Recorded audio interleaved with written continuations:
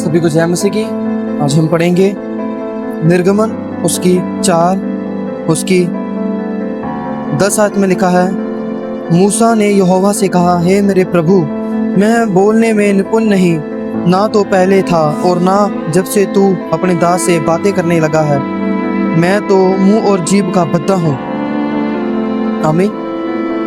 आपको बताना चाहूँगा, ये जो कन्वर्सेशन है ये उस वक्त की है जब मूसा यहोवा पिता से बात कर रहा है और परमेश्वर मूसा को बोल रहे हैं, आज्ञा दे रहे हैं कि अब मिस्र में जा, और मैंने अपने लोगों का दुख और आहट उनकी सुनी है, उनको छुड़ाने के लिए मैं तेरा इस्तेमाल करूंगा।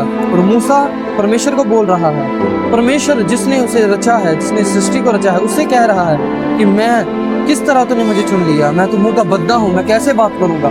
और पिता यहोवा आगे बता रहे हैं, यहोवा ने उससे कहा, मनुष्य का मुंह किसने बनाया है, और मनुष्य को गूंगा या बहरा या देखने वाला या अंधा मुझ यहोवा को छोड़ कौन बनाता है। आमीन। आप समझें, हमें पिता ने रचा है।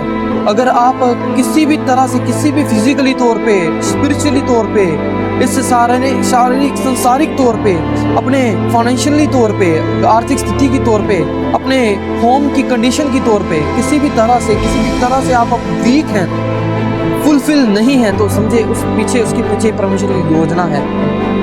परमेश्वर जानता है, परमेश्वर ने आपको रचा है, परमेश्वर ने ठहराया है, परमेश्वर के द्वारा ये सृष्टि रची गई है। ये सारी चीज़ें उसकी सच्चाई को प्रकट कर रही हैं, ये सारी चीज़ें चलाई जा रही हैं, सारी चीज़ों का वक्त ठहराया गया है। इसीलिए पिता कह रहे हैं कि मैंने ही तुझे बनाया है ऐसा, क्योंकि मूसा के जीवन में एक योजना थी, तो उसको ऐसा चुना गया था कि परमेश्वर की महिमा देखे सारे लोग, सारे परमेश्वर की महिमा देखें, परमेश्वर को जाने, जिंदा यहोवा को जाने, उसके काम ऐसे भयानक हैं, वो सारे लोग उसकी महिमा करने पाए, उसको भय रखने पाए अपने मन में। इसलिए पिता उसको बोल रहे थे। लेकिन मूसा तब शारीरिक रूप में ये बातें कह रहा था।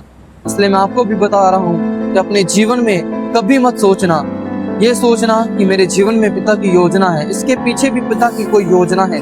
मेरे पिता ने मुझे ही ऐसा ठहराया है, चाहे मैं छोटा हूँ, बड़ा हूँ, मोटा हूँ, नाटा हूँ, कैसा भी हूँ, बीमार हूँ, चंगा हूँ, अच्छा हूँ, आशीष हूँ, फलवंत हूँ, या गरीब हूँ, दीन हूँ, या मन का कठोर हूँ, मेरा पिता ही मुझे जानता है। आपके मन को पिता जानता है, आप याद रखना।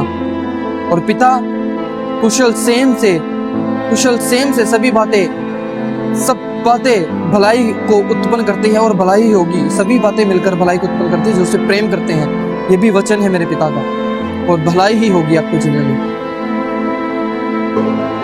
तो आशीष मिले, इसी प्रभु यीशु मसीह के नाम में मांगता हूं। आमीन। आमीन।